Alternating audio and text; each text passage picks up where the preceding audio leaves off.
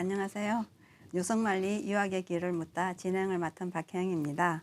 유성만리 유학의 소리가 멀리까지 울려 퍼지기를 바라는 마음으로 준비를 했습니다.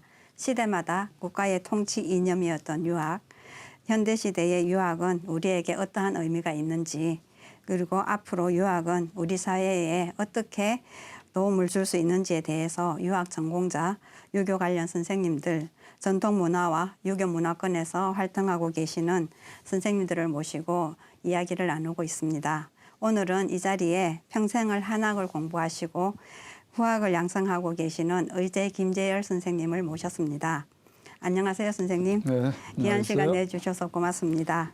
유성만리 유학의 길을 묻다 시청자 여러분들께 인사 말씀 부탁드립니다. 예, 뭐 참 뜬금없는 방송을 하게 돼서 좀 얼떨떨하긴 한데요. 그래도 이걸 어려서부터서 한문을 접해보고 또 이 높은 덕을 참 기리는 뜻에서 늘 지금 현 사회를 봤었을 때 이거 잊혀져가는 것에 안타까워했었는데 이런 좋은 방송이 생겨서 사회의 목탁으로서 좀 활동하고 이것이 좀 증진되는 길이 열렸으면 하는 바람으로 참여를 했습니다. 그런데 지금 우선 유학은 우리에게 어떤 의미일까라고 하는 박 박사님이 말씀이 있었는데 우리가 똑같이 지금 세계에서 3대 성인이 있어서 4대 성인이라고 하는데 모두 다 그 종교의 최고 지도자들이 세계로부터서 좀 추앙을 받는 시대인데 유일하게 이게 공자의 가르침을 이어받는 세계에 추앙받는 학자가 없다는 것을 좀 아쉬운 어떤 그런 마음을 가졌었는데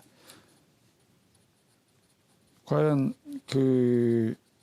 공자의 가르침이 그만큼 세계로부터서 이게 추앙받을 만한 가치가 없는 것인가라고 하는 걸 생각해 봤었을 때 제가 생각하면은 우리가 서경이라는 하는 책을 보면은 우리 유학의 시작이 연임금으로부터 시작되었다라고 공자가 역사를 딱 끊어서 연임금부터 시작을 했는데 연임금이 정치를 시작하면서 제일 첫 번째 한 일이 시씨, 화씨 형제들에게 추나추동에 관한 정사를 백성들에게 펴는 것으로부터 시작을 하고 있습니다. 정치라고 하는 것이. 네. 그것이 어떤 순천명, 천명의 순이 응해서 천명대로 살자라는 뜻에서 우리의 어떤 유학의 시초가 그렇게 시작되었다라고 하는 것을 우리가 유추할 수가 있는데 그 순천명이라고 하는 것이 이제 우리 시대에 이제 점점 내려오면서 대학에서 말하는 명명덕, 또 신민, 지어지선. 그래서 유학은 지금이나 예전이나 정치와 뗄래야 뗄 수 없는 관계를 유지하고 있었고 그래서 이제 정치에 참여하는 모든 어떤 그동안의 역사가 지금 서경, 시경 뭐 이런 것에 또 각종 서적에 적혀 있는데 근데 그 서적을 처음으로 이제 시작하는 것이 대학인데 송나라 때 와서 대학이 이제 사서의 하나로 자리 잡혔는데 거기서 이제 제일 처음에 주장한 것이 명명덕, 신민, 지어지선 말이에요. 자신이 가지고 있는 하늘로부터 받은 품성을 밝히는 일, 그것으로 백성을 새롭게 변화시키는 일, 그리고 그것을 지극한 선에 그치게 해야 된다라고 하는 것이 이제 동양의 유학의 전통인데 그것에 의해서 곧 명명덕 신민, 그것을 얼마만큼 했느냐에 따라서 요순우탕 문무주공의 정치가 이루어져서 그것에 따른 분들은 오늘날까지 요순우탕 문무주공이라고 지칭하고 있고 그것을 따르지 않는 하나라의 거리나 어느 나라에 주는 나라를 무너뜨리는 그런 그 후세로부터서의 가장 폐악한 정치를 했던 정치 지도자로 지금 오늘까지 전해지고 있습니다. 예. 우리나라에서도 그런 그 명명덕 신민의 어떤 그 이념을 잘 구현한 분이 세종대왕이시고, 그리고 또 그것을 잘 이행하지 못한 분이 오늘날 우리가 보기에 연산군과 광해군 같은 분들입니다.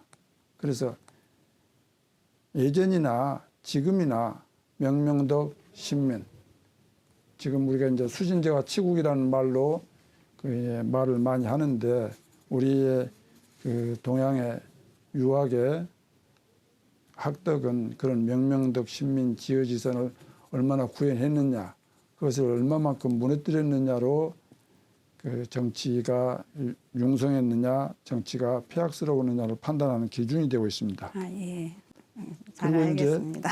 이제 우리 사회에 어떻게 그것이 도움을 주었는가라고 하는 것들, 그것에 대해서 이제 말해보자면, 그 서경 대우모 편에서 그 우가 당시에 그 순임금의 신하로서 그 순임금에게 그 권유하는 말, 정덕 이용 후생이라는 말이 있습니다. 이게 정덕, 그 각기가 가진 덕을 바로잡고, 그리고 백성들이 날로 쓰는 것을 이롭게 만들어주고 삶을 두텁게 해줘야 된다라고 하는 것이 정치의 목적이다라는 말을 지금 해서 정덕 이용 후생이라는 말, 이것이 그 정치 구현의 하나의 그 기본 덕목으로서 자리 잡았던 것이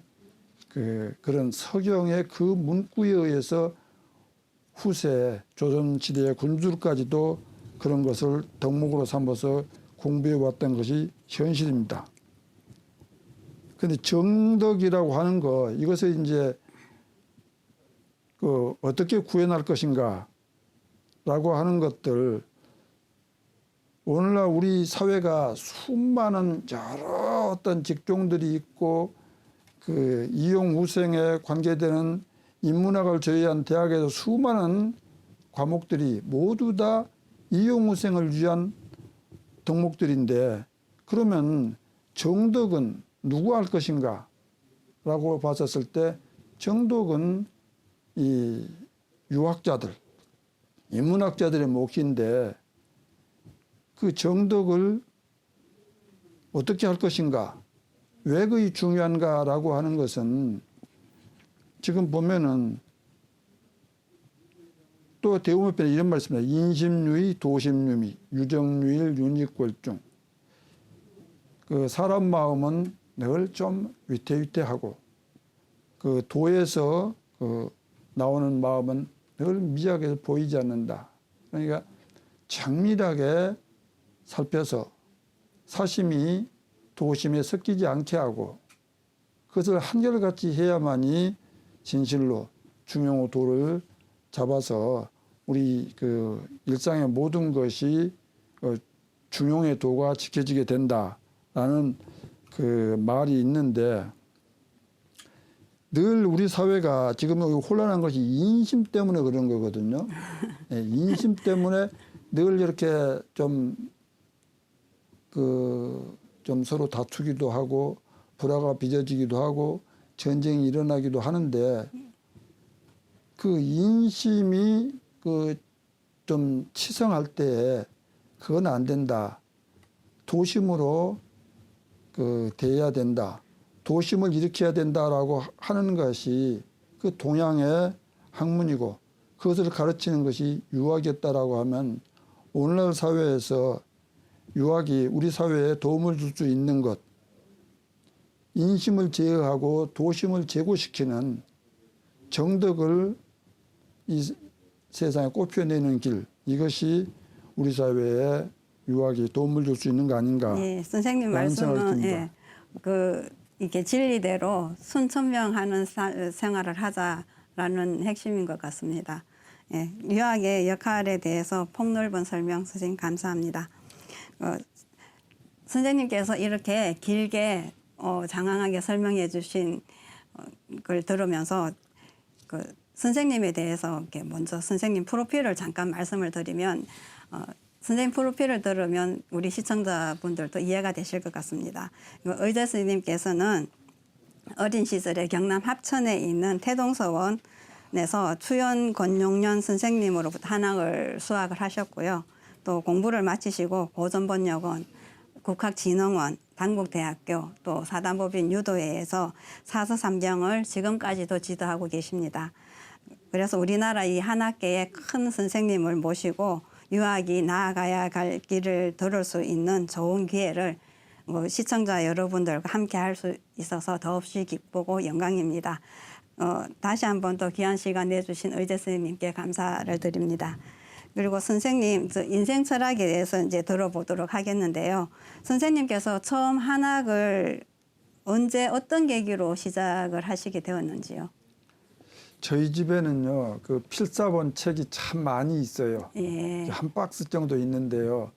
거기에 보면은 우리 그 윗대 할아버지 누가 필사를 하셨는지 그것을 써놓은 게 없는데 아주 크세필로 그 여러 가지 책들을 그 주자 주소, 주자의 글들, 또 사기, 예. 또 자치통감, 또 당시, 또 염락풍화 이런 것들과 함께 소위 당시에 그 과거에 대비하기 위해서 지으신 부 같은 것들이 예. 많이 있어요. 자연스럽게 접하게 되신 거네요. 그래서 그 저희 집안에서 어쨌든 그 큰 선비는 그 나신지는 제가 모르겠는데 네. 그런 어떤 전통이 묻어오다 보니까 저게 이제 초등학교 졸업하고서 아버님이 이제 그 야 이거 한문이나 배워라 했는데 그 참 서당에 들어가서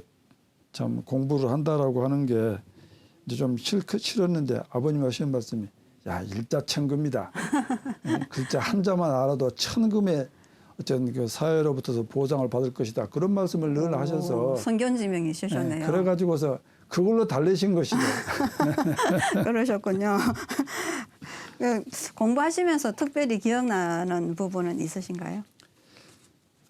제일 기억나는 부분이 이제 시대와의 불화죠 이게. 아, 예. 지금 그렇죠. 그때 제가 박정희 대통령이 그 한문을 다 폐지할 때가 제 초등학교 5학년에 6학년 시절에 제가 초등학교 좀 일찍 들어갔는데요. 예. 그런데 다른 친구들은 다 이거 중학교 다니면서 이제 그 교모 쓰고 이제 고향에 온다고 한 번씩 오는데 근데 저는 이제 뭐 그 전현 그 시대와 그 세상에 한문이 폐기된 세상에 한문을 읽어야 된다라고 하는 게 제일 고민스러웠는데 그리고 이제 공부를 하는 과정에서도 이게 좀 머리가 둔해가지고 외워지지를 않아요. 밤새 외울 때도 있었고요. 예. 또 15일에 한 번씩 강을 해야 돼요. 강을 하면 외우는 거 15일 동안 배운 거 외우고 글자를 다 쓰고 또 뜻을 아는 것 이런 것들을 옛날에 그 과거에서 평가를 하듯이 순통약조불 이렇게 5가지로 딱 이게 점수를 그럼 줘가지고서 선생님과 1대1로 아니면은 동학들과 다 같이 함께? 예, 개인이 선생님이 묻고 글자를 불러줘 예. 쓰게 하시고 그랬죠. 그러면 그 주위에 그 다른 동학들도 다 보는 앞에서? 다 보고 그것뿐만 아니라 마을에서 오신 분들이 많았죠. 아, 예. 이제 공부를 좀 관심이 가지신 분들이 다 와서 구경하고 계시니까 좀 떨리기도 하고 좀 그렇겠네요. 이제 그런 일이 좀 있었는데 제일 처음에 그 어려운 게 그 제가 그 명심보관을 배우는데 한소열이 장종의 치구주 한소열이 장차 이제 돌아가시려고 하면서 후주에게 조칙해서 말하기를 물이 선소유 불이하고 물이 악소유 유지하라 그 구절이 나오는데 장종의 장차 모칠라며 그래요. 그래서 선생님한테 물어봤어. 선생님 모칠라며가 뭔 말이에요? 종 마침 종자 그 이제 목숨이 예. 끊어진다는 말인데 거기에 옛날 분이 돼서 모칠라며. 그래서 내가 몇 번을 물어봤어요. 선생님 이거 모칠라며가 무슨 말이에요? 이놈 봐라. 아니 그렇게 그 좀 그 옛날 분들한테 그 배우는 과정이 그런 것들이 좀 어려운 게 좀 있었습니다. 아, 예. 그 선생님을 가르쳐 주신 그 추연 선생님은 어떤 분이셨어요? 주연 선생님은 그 첫째로 그 제일 그 싫어하시는 게 서기 쓰는 것하고요. 예. 횡서 쓰는 것을 제일 싫어하셨습니다. 왜 우리가 서기를 써야 되는가? 예. 단기로 써라. 예. 그래서 그걸 지금 횡서라고 하는 것은 이게 그 동양에는 직사상이 있습니다. 하늘에서 바로 이렇게 쫙 나에게 내려온 직이라고 하는 걸 지켜야 된다. 인지생야지간이 망지생야 행위면이니라. 사람의 삶 자체가 생명 자체가 어떤 하늘로부터 바르게 이게 나한테 내려왔는데 그렇지 못한 삶은 그 요행이 그냥 화를 면해서 사는 것이다라고 하는 그런 것이 있어서 그 우암 선생님이 그 직사상을 좀 주장을 많이 하셨는데 우리 선생님이 우암계열이셔서 그 직이라고 하는 것을 아주 숭배해서 절대 이게 종으로 써야지 직으로 쓰는 것은 횡으로 쓰는 것은 안 된다라고 하셨는데 그래서 서기 쓰는 것을 선생님이 싫어하셨기 때문에 그 고종 36년 예. 지금 말로 하면 1899년입니다 이게 예. 그때 태어나셔가지고서 그 1988년에 89세를 이제 일기로 돌아가셨는데 그 선생님이 그 천재성이 있으셔요. 아. 그런데 그 천재성이 있으신데 전혀 누구한테 자랑을 하지 않습니다. 예. 전혀. 왜 제가 천재성이 있느냐면 그 호남에서 그 우리 선생님한테 그 이제 제자들도 많이 왔지만 그 이제 글을 지으러 오신 분들 선생님 문장이 뛰어나셔가지고서 팔도에서 글을 지으러 오신 분들이 많았었는데 그런데 한번 그 잃어버린 묘를 찾았다라고 하는 비를 써주는 일에 기쁠심자 눈목자 신목자라는 말이 눈이 깊은 사람 예. 그 글을 써줬는데 그 사람이 그 글을 받고도 신목자가 뭔 말이야 물으러 다시 오셨어요. 예. 선생님한테. 그러니까 그 고문사 유찬이라는 게 책이 있어요. 예. 거기서 딱 선생님이 거기서 그 벽장에서 문을 열고 고문사 유찬 그 몇 권 내려오라고 그러더니 내려와가지고 그 몇 장이 그 뒤적여 보라고. 그럼 거기 신목자란 말이 나온다고. 옛날에 그 묘를 찾는 그 고사를 고문사 유찬에 그 글을 쓰셨는데 거기서 신목자가 눈이 운명한 사람 예. 그 사람을 만나가지고서 묘를 찾았다라는 그 얘기가 있는데 그거 고사를 가져다 쓰신 거예요. 그런데 그 문장만 이해한 것이 아니라 고문사 유찬 몇 권 몇 페이지 정도에 있다라는 것까지 다 기억하셨고 천재시네요. 예. 그래서 그 또 우리 선생님이 그 마산의 이석범 씨라고 하는 분이 국회의원도 나오시고 하신 분인데 그분이 나중에 마음을 접고서 공부를 하셨는데 그분한테 그 우당이란 소우자 집당자 그 호를 그분이 쓰셨는데 그 호기를 지어주시면서 주역에 소우자가 2번 나온다. 그걸 그 호기에 그 써주신 게 있어요. 전혀 다른 뜻으로 2번 나온다. 그래서 그걸 다 외우고 있지 않으면 그 호흡기를 지어주려고 일부러 주역을 펼쳐보지도 않았을 건데 그래서 참 선생님이 천재이셨구나. 그랬는데도 일체 참 말이 없으셔요. 그 선생님이 사돈이 그 김해서 하셨는데 월원이라고 하신 분인데 추연한테 물어봐가지고 모른다는 말을 못 들었다. 예. 그분이 그러셨다고 그러는 거예요. 정말 훌륭하신 선생님 밑에서 네. 수학을 하셨네요. 부럽습니다. 선생님께서는 그 정규 공교육 과정을 초등학교 과정만 거치셨다고 하셨는데 그럼 평생 이렇게 한학만 공부하시면서 이렇게 사회 활동하실 때 이렇게 뭐 어려운 점이라든가 아니면 뭐 또 어려운 점이 있었는데 그걸 어떻게 극복을 하셨는지 듣고 싶습니다. 그러니까 저는 그 박정희 대통령이 그 이제 한문을 폐지한다고 했었을 때 공부를 시작했으니까 아예 사회 진출이라고 생각지를 안 했죠. 예.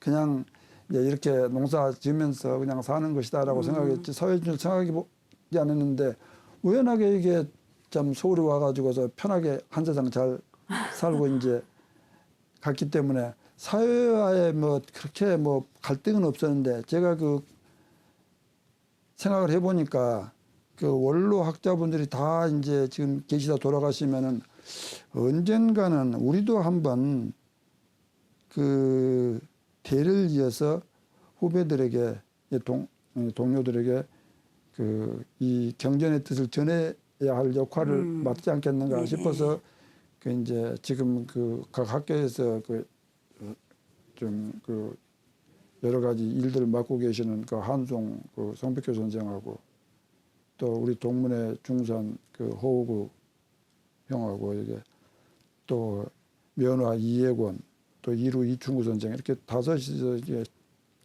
공부 모임을 하나 만들었어요. 네. 공부 모임 만들어가지고 대우재단에서 지원을 받으려고 이제 했더니 그 현업에 종사하는 교수도 5명이 있어야 된다는 거예요. 예. 아 그래서 역시 제도권에서는 그래서 그 학위가 필요하다.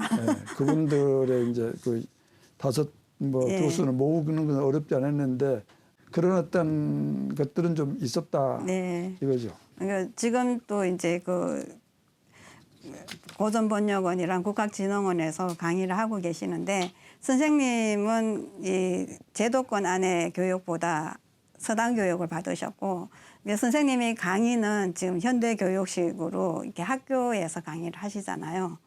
이게 서당 교육과 지금 현대식 교육을 비교했을 때 어떠한 차이점이 있는지 또 이 두 교육이 이렇게 합해졌을 때 어떠한 효과가 나타날지 서로 보완을 해서 교육을 한다면 서당 교육은요 특징이 선생님과 함께 숙식을 한다는 게 특징입니다. 예. 아침부터 늘 함께. 늘 함께 이렇게 그러니까 선생님이 하시는 행동 하나하나를 다 보게 되는 것이죠. 그러면 이렇게 학교처럼 공부 시간이 딱 정해져 있는 건 그런 게 아닌가? 없어요. 그냥. 그냥 거기 가가지고서 거기서 자고 거기서 먹고 그러니까 선생님의 그 행동 하나하나를 우리가 저절로 습득하게 되는 것이죠. 예. 그래서 그럼 선생님 글 읽으실 때 같이 옆에서 책 글 읽고. 선생님은 이제 방 따로 계시죠. 아. 선생님 방이 따로 계시고 우리는 이제 또 그 각기 이제 여러 방에서 이제 같이 이제 뭐 하기도 하고 이렇게 따로 있기도 하고 그래서 그러고 그 선생님한테 오신 그 손님들이 들어 있어요. 많은 전교조 온 손님들. 네네네. 그분들이 왔었을 때 이제 우리는 어쨌든 그 오늘 배운 것을 이제 외워야 되니까 일단 그 계속해서 공부를 하지만은 이제 저녁에 혼정신성이라고 부모 받들듯이 똑같이 그 선생님도 받들어야 되거든요. 근데 저녁에 이부자를 펴드리기 위해서 저녁밥 먹고 이제 들어가서 선생님 이부자를 펴드리고 또 선생님 이제 좀 하루 종일 지내신 이제 어째 건강 어쩌신지 살피고 또 아침에도 이제 또 그 옛날에 요광이 있었죠. 요광도 비워드리고 이부자를 또 개드리고 그런 일을 좀 하는데. 그럼 그렇게 하는 당번들이 정해져 있어요? 순번이? 아니요. 그냥 누구나 아무나 해? 아무도 하는 거예요. 그냥. 그냥 하고 싶은 사람 아무나? 네. 그래서 선생님하고 손님하고 이제 그 말씀하시는 거 보면은 우리나라의 역사를 거기서 다 듣는 거예요. 조선제 왕조의. 그냥 어깨너머로 배우는 거군요. 그냥 뭐 오고 가는 말씀 이런 것들을 듣고 또 이제 그 다른 선생님들이 오셔가지고서 이제 보면 요새 좀 의심이 났는가라고 물어보기도 해요. 예. 의심이 나야 공부가 된다. 네. 이제 그래서 그 숙식을 겸해서 하는 공부에 서당식 공부라고 하면 현재 지금 그 신학은 어떤 일정한 과정을 정해가지고서 이수를 했든 안 했든 그냥 올라가면서 그 공부가 또 그 유학의 본령처럼 그렇게 흐르지 않고 어떤 그 기능을 유지로 하는 어떤 그런 교육이 되다 보니까 그런 차이가 있는데 서로 그 유학의 그런 그 어떤 심성을 둬야 하는 이 공부가 지금 이 시대 신학에도 좀 도입이 돼서 왜 내가 공부를 해야 되고 공부해야 되는 목적은 무엇인가라고 하는 것을 초등학교 시절부터 좀 심어주고 그리고 대학에 가서도 좀 그것을 전체 모든 과목에 필수적으로 심어줌으로 해서 우리 사회에서 그 어떤 갈등으로 빚어지는 이런 그 부축적에 한정되는 이런 현상을 좀 더 그 인간 사회로 인정이 있는 사회로 돌리는데 좀 그 서당식 교육이 좀 도움되지 않겠는가 해서 서로 보완인 것이 아니라 필수적으로 서로 이렇게 서로 의지해야 된다라는 어떤 생각을 갖게 됩니다. 예, 선생님 말씀 감사합니다. 유학이 바탕이 되어서 그 유학 바탕 위에 모든 학문이 서면은 좀 더 이렇게 밝은 사회가 되지 않겠나 하는 선생님의 말씀이셨습니다. 오늘은 여기까지 하고 2부에서 선생님과 못다한 이야기, 더 좋은 얘기 나눠보도록 하겠습니다. 시청해 주신 시청자 여러분 감사합니다. 선생님 귀한 시간 내주셔서 고맙습니다. 네, 감사합니다. 예, 시청자 여러분 늘 건강하시고 행복하시길 소망합니다. 감사합니다.